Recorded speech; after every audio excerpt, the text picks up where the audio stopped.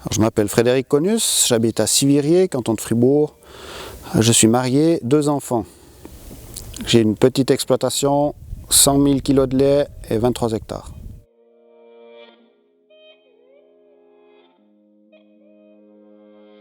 Alors, sur mon exploitation, j'ai mis en place 2-3 petits changements depuis que j'ai repris les rênes de cette exploitation. J'ai transformé le troupeau, la production laitière en vélage saisonnier, avec un changement de race également, avec une race néo-zélandaise qui met mieux en valeur les herbages. La majorité du lait est produit avec de l'herbe. Donc, afin de minimiser les besoins de concentrer pendant l'hiver. Et j'ai également, depuis 2 ans, mis en place une culture de quinoa qui s'adapte spécialement bien aux nouvelles conditions qu'on a maintenant.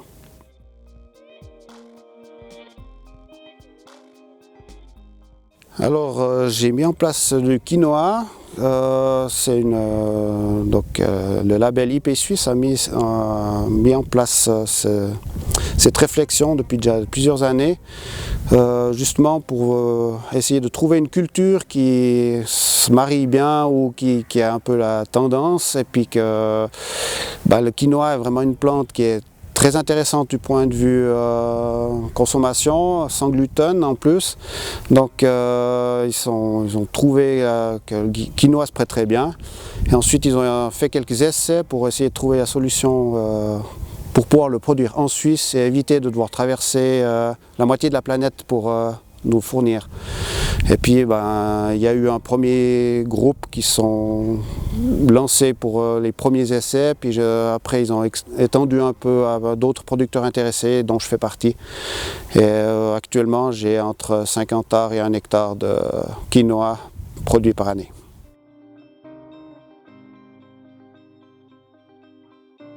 Alors, si on se base sur nos prédécesseurs, où c'était vraiment la culture où on va essayer d'avoir le maximum de production sur une surface. Donc la tendance était un peu d'enlever les arbres et tout ce qui nous gênait pour produire au maximum. Alors sur ce point de vue-là, je trouve bien qu'on revienne un peu en arrière, parce qu'on a quand même remarqué comme l'érosion du haut vent ou comme ça, qui posait aussi des problèmes. Il y a aussi la biodiversité, où quand même c'est quand même un sujet les paysans sont quand même de plus en plus attentifs. Et puis de ce côté-là, je trouve très bien. Ensuite, la permaculture, c'est un sujet qui est aussi très à la mode maintenant. Je trouve bien de s'informer et de se renseigner sur qu'est-ce qu'on pourrait faire ou de produire différemment sans nécessairement être à fond dans le bio ou comme ça, mais je pense qu'il y a des points qu'on pourrait s'inspirer pour produire différemment. Et puis sur ce côté-là, je trouve que c'est une bonne chose.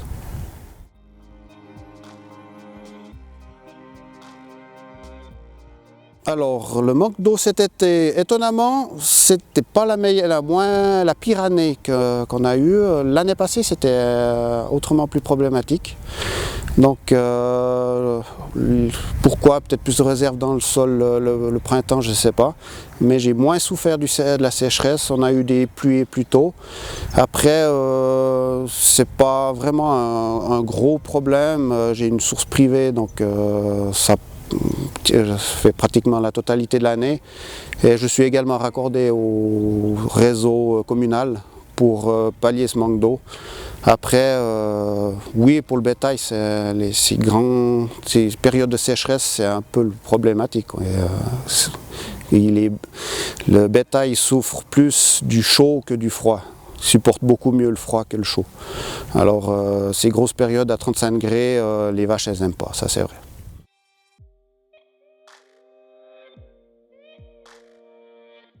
Alors, ce que j'ai mis en place, c'est que ça fait 6 ans maintenant, j'ai transformé mon étable traditionnelle où les bêtes étaient attachées en stabulation libre justement pour pouvoir permettre au bétail d'aller se mettre à l'ombre durant les périodes de forte chaleur pendant la journée. Et puis ça, c'est vraiment quelque chose qui me tenait à cœur, surtout suite aussi à la grêle de 2009 où j'ai eu là les bêtes, elles ont même pas, je les ai vues passer devant moi sous l'orage de grêle, et puis ça fait quand même quelques marques sur le dos, donc ça m'a franchement fait réfléchir, et depuis je me suis dit il faut vraiment que je fasse en sorte que s'il arrive quelque chose, que ce soit le chaud, que ce soit un violent orage ou comme ça, qui est malheureusement, comme on nous annonce, arrivera de plus en plus souvent, qu'elle puisse aller se mettre à l'abri. Et puis c'est pour ça que j'ai fait ce changement, principalement.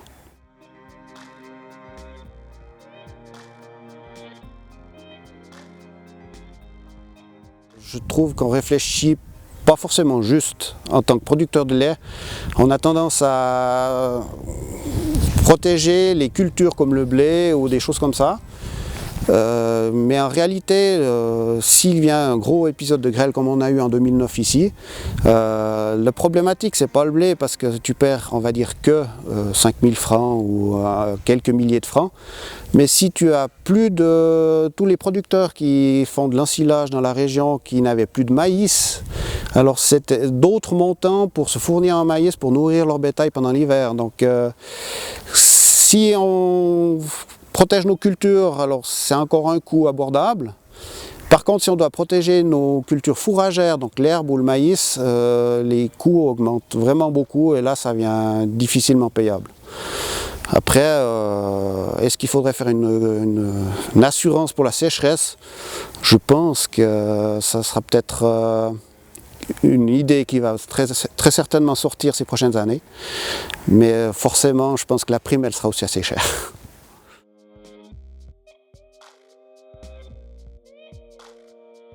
Alors oui, je suis vraiment convaincu de la chose. Vouloir importer une pomme néo-zélandaise bio, alors c'est bien pour la conscience de manger bio, mais par contre, à mon sens, ayant traversé la moitié de la planète, question bio, je ne suis plus très convaincu.